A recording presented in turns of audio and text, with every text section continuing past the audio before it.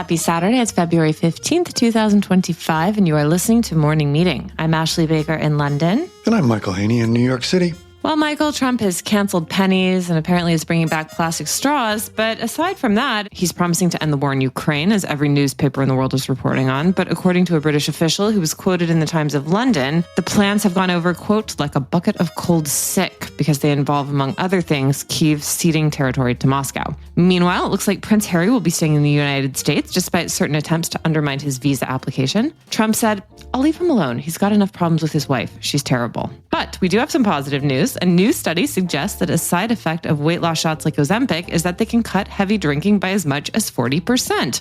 This is great news for all of us who are looking to drown our sorrows in a bottle of Pinot Grigio. On that note, Michael, our mail and morning meeting are the antidote to all of this distressing news. It sure is. First, it's been a hurricane of orders and directives coming out of the Trump White House, and Jennifer Gould is going to join us with a spotlight on what's been happening at the Justice Department, specifically why Trump's dismantling of its anti-corruption unit is a going out of business bonanza for dictators, kleptocrats, crooked officials, organized crime leaders, and fentanyl smugglers around the world. Then, it's become a common worry in America. Why can't we listen to each other?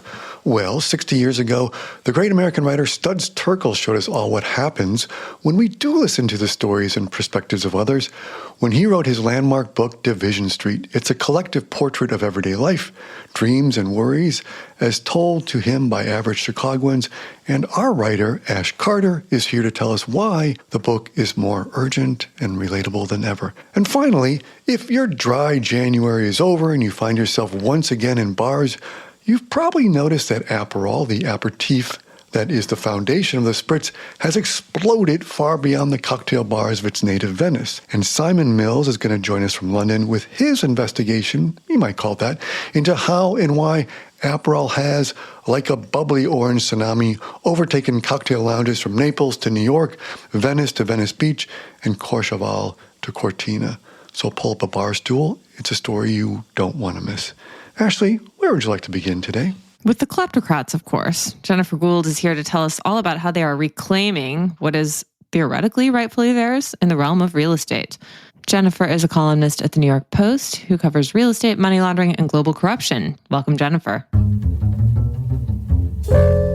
Thank you. So, Jennifer, your story this week takes us inside the Attorney General's office and some of the activities and personalities that we've been reading about in the news. But for those who have been trying to disconnect, and we certainly don't blame you, what do we need to know about the new Attorney General, first of all? Who is she? So the new Attorney General is someone who has had a lot of experience doing what she is disbanding. She worked for a foreign government getting $115,000 a month. And she's very centered into this world that she is trying to dismantle of foreign governments trying to influence people in power or close to power in the U.S. Is that even legal to have that kind of background and then be appointed to this sort of role? Well, it's unusual. Legal is, anything, I guess, in a sense, can be legal, especially in this administration. But, as long as you declare who is paying you, that's been okay in the past. She wants to get rid of that. But those were questions that were on a lot of people's minds and brought up during her confirmation process. So what are some of the most controversial things she's done since she's taken office? So Pam Bondi has done so many controversial things, it's hard to know where to start. But she started with USAID, which has to be one of the most non-controversial agencies in the U.S. government. It helps people around the world with food and medicine. And when it started in the 60s, people thought it was actually part of a CIA front. It got America into dangerous countries and conflict zones, but a lot of people depend on it. So the idea of disbanding it was really unsettling to the community of Americans who work for it and for people around the world. She has also disbanded Klepto Capture, this great program that seized all the oligarchs' yachts and jets and villas around the world. And she did it very quickly and for no clear reason. Her mandate was to move law enforcement agencies into attacking drug cartels or international criminal organizations. And it doesn't really make sense because those criminal organizations, which she didn't really clearly define, are also part of this world of kleptocracy. They work best when they can pay off the policemen and the judges in their home countries. She also disbanded a Corrupt Foreign Practices Act. Americans can bribe people in other countries. Trump says that this is a way for them to gain a competitive edge. But, that concerns a lot of people. We're sort of losing a lot of the moral and high ground that the U.S. had, because before Trump and Pam Bondi came in with these initiatives, the U.S. was a leader in fighting corruption around the world. So what is the moral justification that she's using, Jennifer, to make these kinds of moves? For disbanding kleptocracy, she is saying that she wants everyone to focus on fighting drug cartels and what she calls international or transnational crime organizations. That's what she's saying. Trump is also saying there's so much regulation and, it needs to come down. There's just so many things he's saying. It's hard to know where to begin. He wants to deregulate government, but he's throwing the baby out with the bathwater, basically. There could be corruption with USAID, but fix the corruption. Don't dismantle the system. That's what he wants to do. So we'll see how that works for the country. Jennifer, one of the topics of your story this week is a character named Joe Low, a somewhat controversial figure. Why is he so important at this moment? So Joe Low is a classic example of a kleptocrat, of one person sort of corrupting a government, in this case, Malaysia, a prime minister, getting his hands on a sovereign wealth fund and using that money to corrupt and gain access to the U.S. And I first came across him a very long time ago, 2009. I was the first reporter to actually name him and write about him. He was buying all sorts of trophy properties in New York City and doing these things that gave him attention. He wanted the attention to meet people like the celebrities like Leo DiCaprio, Pras Michel, who brought him into the Obama White House. But that level of public openness about his wealth actually brought in law enforcement looking at this man. Who is this person who is spending so much in the clubs, going around the world on jets with celebrities? And his example of how he used money he stole to get access for a prime minister to Obama, to have a picture at the White House, to go golfing with Obama, and then to try and stop investigations with Trump by paying other politicians. It just shows the danger and also the ease in which people with money can come to the US and bribe and corrupt people. And in many cases, it doesn't take a lot of money to bribe a congressman or a senator. And it just keeps going and going. And now we're in the worst moment we've ever seen as far as corruption and the tools taken to try to dismantle a system that was trying to fight it. With all these things, it's a web. And, the impact, I wanted you to ask you about that, because the impact of it seems to be we get rid of it. And yet these task force we'd set up had inspired other countries, Britain, France, most of Europe, other places to do it as well, and also share that information. But now they could disband that. And again, we wouldn't have eyes into this corruption. And you talk specifically about even how it might impact our policy on Iran, right? Yes, absolutely. These are sort of self-defeating new legislative ideas, even. They're totally new concepts. But, America needs to know who our enemies are. And it's not good for Donald Trump to have foreign agents running around trying to assassinate him. And these types of programs really helped everyone get an eye into what other countries are up to. And that was one of the great things about kleptocapture, is it united other countries to work with the US to bring their intelligence together, to work fast, to seize assets across the world, really. And you can't do that on your own as any country. And the other countries in the West needed US leadership to do it. And that's what we're losing. How has the international diplomatic community responded to this? Well, it's too soon to tell, really. This all happened in 1 week. So we'll see. The idea is that that these types of initiatives can continue just with not as much coordination. So we'll see how it happens, but it's definitely demoralizing. I've spoken to many people who work in this field, and there is a real feeling of demoralization, but there's also a knowledge that that's how these people feel. This is part of a way to target them, to make them feel demoralized. So they're not going to feel that way, at least the people I've spoken to. So there is definitely an intent to keep working on these projects and these cases. We'll see what happens. A lot is being made of the resistance or lack thereof to the Trump administration's somewhat controversial measures. Does Bondi have an adversary? Who's her biggest threat at the moment? Nobody. But I think that's the biggest problem, that nobody is standing up to this. People, it's really quite shocking. And at first, people were saying, well, it's still new. There is a real feeling of paralysis, that there isn't much that can be done. And there actually is, I think. People have to keep going. But there is a real fear. People are afraid of what this administration can do to them personally. And we see it already. But yeah, the resistance that came during Trump 1 is nowhere to be found. Here, we have actual programs that fight corruption that are being taken down. And Trump is taking a page from an authoritarian playbook and using corruption to wipe out his own perceived enemies and threats, real or not. Well, Jennifer, thank you so much for this story and making sense of it all for us. Thank you so much for having me on. Thanks so much.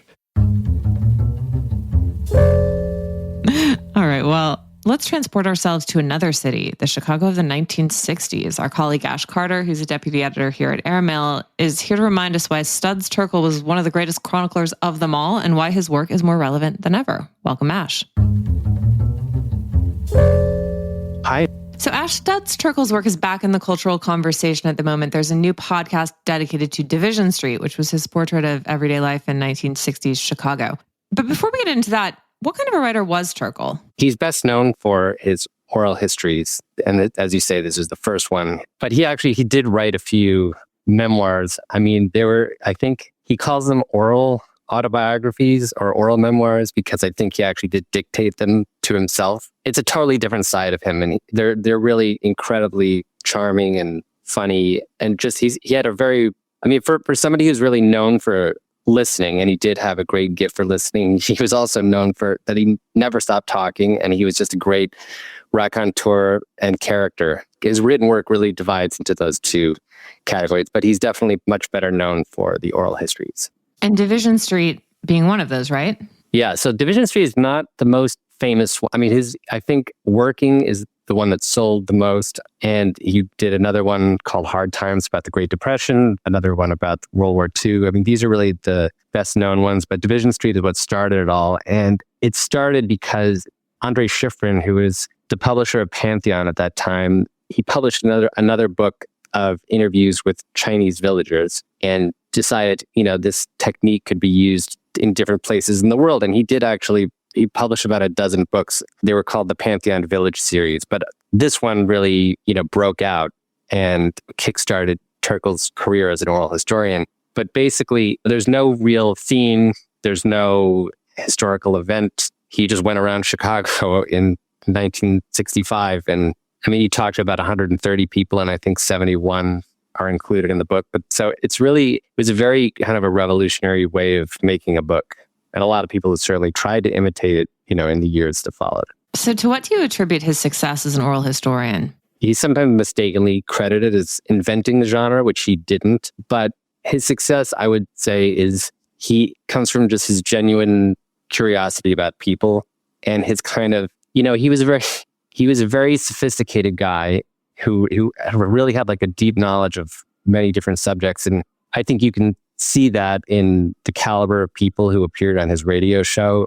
From Bertrand Russell to Martin Luther King and on and on.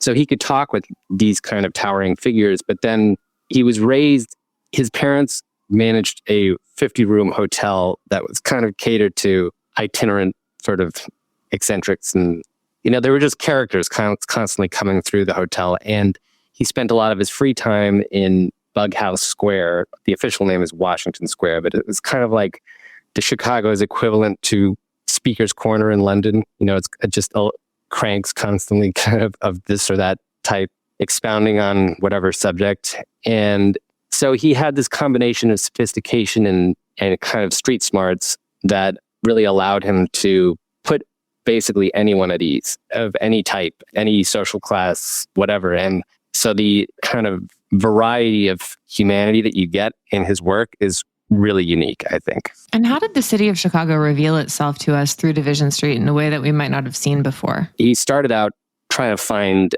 a particular street or neighborhood where he could, get every type of Chicago and realize that it didn't exist. So he had to kind of really comb the city. But I think he also saw Chicago as just being, a microcosm of the country and a way of capturing where America was at that moment. And it was the issues that people were worrying about and so forth. So, you do get a very vivid picture of Chicago at the time and the different ethnic populations and professions. And just, it was a big industrial city at the time. But I think in a way it is like a portrait of the whole country at a particular moment, but one that I think resonates today. I felt it strongly when I read the book.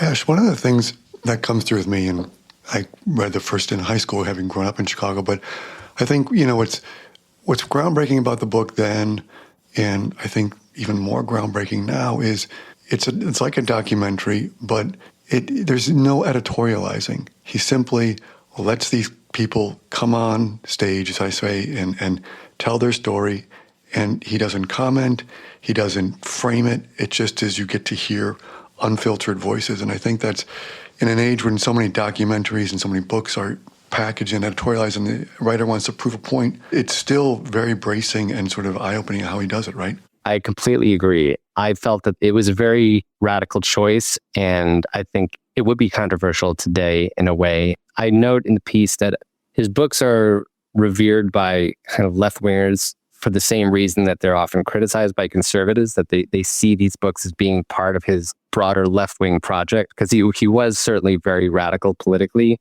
But the fact is, he really doesn't try to insert that in between, what these people are telling him and the reader. He really does it's very unmediated. And, there's a chapter in the book called Grassrooters, I think. And he, in it, interviews a member of SBS, which was like the student left-wing group at the time, and then a member of the Young Americans for Freedom, which was the young right-wing group at the time, and just puts them side by side. And I'm sure his sympathies were much more with the former, but he certainly just lets both of these people speak, and you can kind of draw your own conclusions. But I think that's why the book reads like literature instead of like a work of journalism. You read it for the same reason you would read a great novel, for what it reveals about people. And I highlighted so many things in the book that it's just almost impossible to summarize the psychological insight that you get.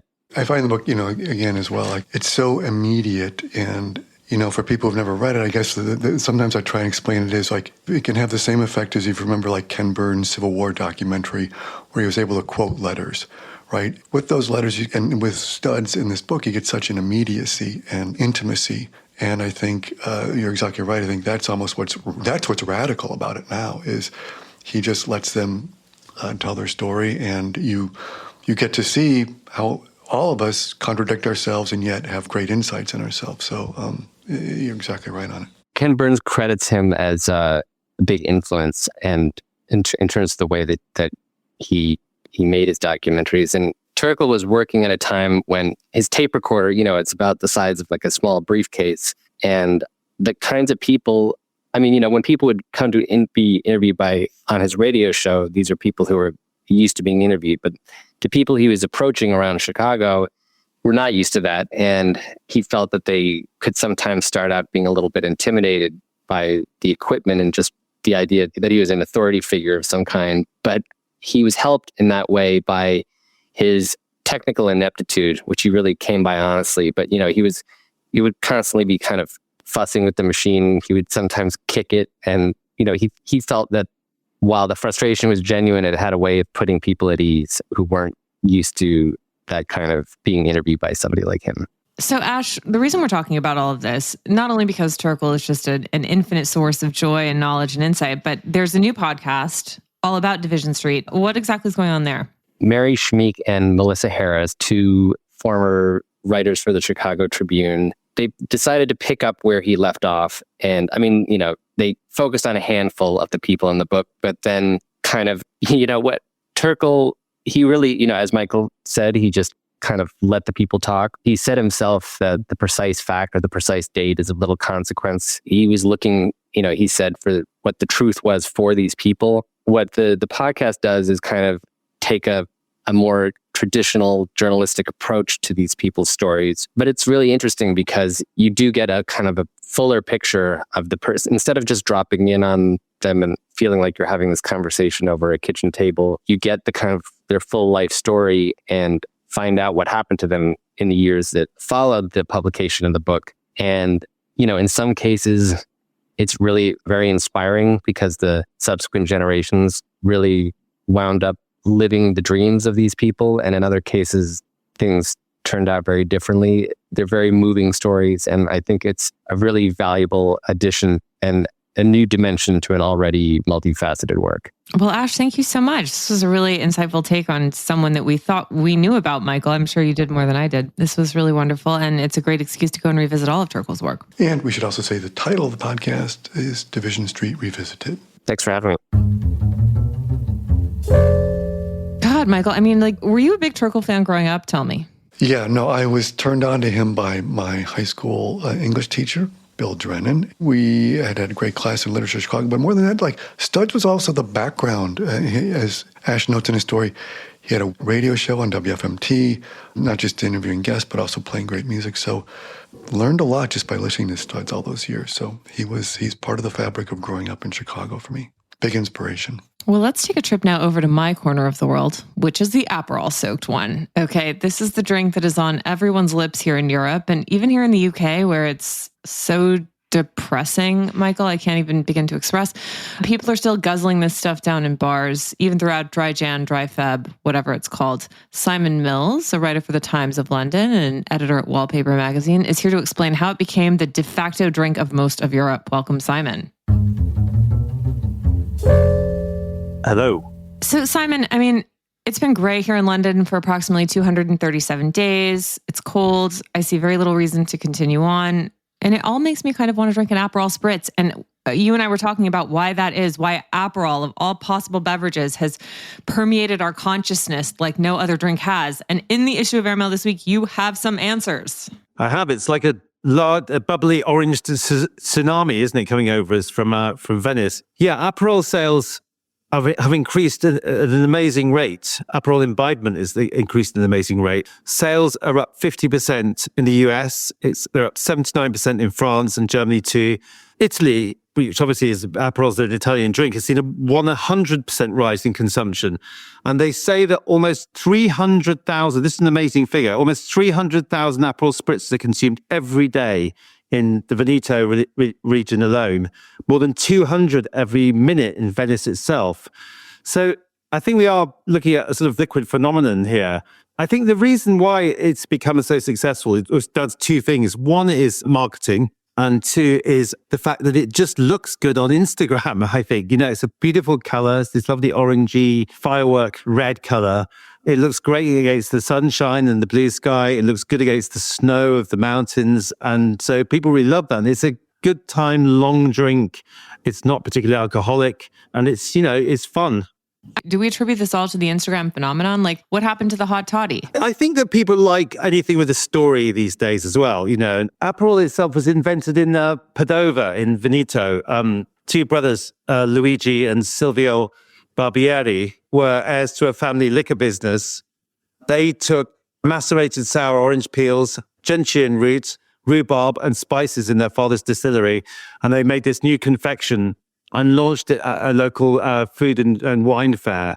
They rode a 1920s wellness trend and aimed it at casual female drinkers who wanted to stay in shape. And there was even an advertising campaign that said, "Signora, Aperol keeps you thin," which I'm not sure is altogether true because, it has quite a high sugar content. But yeah, it was sold as a health drink at first. And Simon, On the matter of taste, like, to me, it just sort of tastes like a slightly sweeter version of my children's cough syrup. But what are the botanicals involved? Taste-wise, it does divide opinion. Yeah, it does has this sort of the of linctus about it for the people that don't like it. For me, I can taste, apples and sunshine and mountain air, and I think it's a lovely thing to do. Aperol's ubiquity at the moment is quite a lot down to this marketing genius. But Simon, for all this ubiquity, what I find really interesting in your reporting is in its home country, Italy, the government is blaming Spritz for lack of family and productivity. And tell us about this. That's correct. Yeah, the Minister for Family, Giorgia Meloni's Minister for Family, Natality and Equal Opportunities, is something called Miss Eugenia Roccella. She saw lots of young teenagers and the 20-somethings hanging around streets drinking Aperol. She suggested that the young Italians were too busy drinking Spritzes to think about having babies. So she basically blamed the lack of Italy's population growth on the consumption of Aperol. She said, in Italy, children are not born due to a cultural problem. It is a choice between the Spritz and the child, which I love. I knew in Italy, right? Also, Simon, it seems a bit counterintuitive. I mean, at least according to my math, the more alcohol that's consumed, the more babies are made, but maybe that's dated information. Yes. That's Never mind. I've made Simon blush. Sorry. That should be Aperol's marketing campaign now. We're actually helping Gen Z get babies in the crib. Absolutely. We should also give props to this chap called Bob Konsevitz, who was Campari's chief executive for 70 years. Until 2024, actually. He works for Gruppo Campari, who now own Aperol, or since 2003 they owned it. This chap, Bob, he masterminded this campaign for Aperol that included this standalone terrazza Aperol bars, and he targeted a market which no one selling this kind of drink had ever thought of before. He went for the beer drinking demographic, which meant that he was aiming at a sort of perhaps less sophisticated market, but who were open to suggestion. And it was incredibly successful. He did by the way, he was so successful, he quintupled the sales during a 10-year period. He did such a good job that when he left, with Campari's accounts showing that Aperol represented now 20% of its multi-billion euros revenue, the Campari group gave him a generous kiss goodbye, which was 30 million euros. Which is extraordinary. That shows you what a good job he's done. Well, Simon, it's a fascinating story, and it's so much information. I feel the need to go have a spritz of my own. So with that, we will let you go, but thank you so much for it, and we'll see you soon. Cheers. Salute. There's only one place to discover a global snapshot of the current cultural scene. Airmail's Arts Intel Report. Our international research tool for what to do and where and when to do it is user-friendly, continuously updated, and meticulously curated. Arts Intel is handy at home, on the road, and when you're planning your next trip. It also includes indispensable lists of restaurants and hotels in key cities around the world, recommended by our well-traveled experts. Explore Arts Intel at airmail.news/arts-intel, and be sure to sign up for our Week in Culture newsletter, which is published every Wednesday afternoon at airmail.news/WIC. I'm Chris Garrett, Airmail Deputy Editor, and I never leave home without it. Bon voyage. Well, Michael, on that note, it is the weekend. I know you have something transportive you could recommend to us. Well, I do, and I haven't seen it yet, but I've got my timer set for Sunday evening. Something I'm looking forward to. It's the return of White Lotus, Ashley. Yes, indeed. It's yet another Four Seasons Hotel and Resorts, this one in Thailand, correct? Yeah, this one is in Thailand. It's the cast, so far as we know, is Parker Posey, Walter Goggins is back, Michelle Monaghan, Carrie Coon. So, yeah, we don't know much. It's going to be in Thailand. Mike White's creative behind it. So I'm going to take a look. Jennifer Coolidge is gone as far as we know, which I have to say I'm kind of happy about that. But we'll see. I'll be watching when we can talk next week about it, I hope, right? God, I never would have pegged you for a Jennifer Coolidge hater. I just got tired of the shtick. Sorry. Fine, fair enough. And you, my dear, what do you have this week?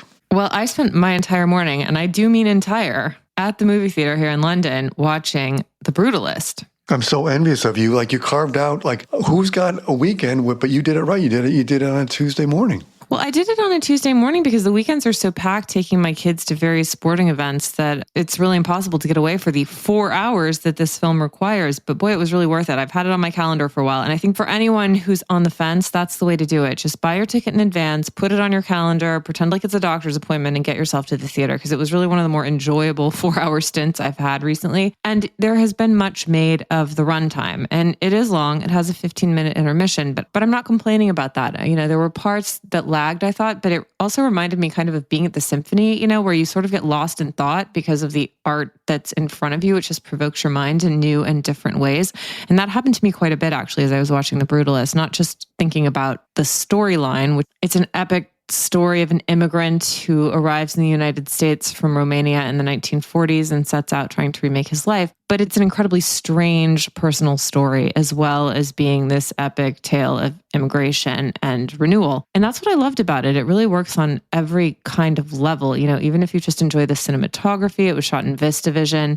So it's just beautiful to look at. And it's a really special world to immerse yourself in for a few hours. So I enjoyed this tremendously, Michael. It's movies like this that are going to keep movie theaters alive. Don't wait for it to come to streaming. I promise you, it'll be a very enjoyable 4 hours. Yeah, I guess I have to take a vacation day to watch it, but maybe it's worth it. Yeah, I mean, look, it's technically 3 hours and 34 minutes. It has a 15-minute intermission, so someone else can do the math. But yeah, it took most of the day, but I was fine with that, honestly. I went at 10 in the morning. By the time I got out, airmail was ramping up. So I might make this a tradition, Michael. I'm going to go try to see more movies at 10 a.m. Go in your pajamas. Next time. Well, on that note, we thank you all so much for joining us. We wish you a wonderful weekend. Michael, will you please read us out? With pleasure, and happy Valentine's Day weekend, everyone.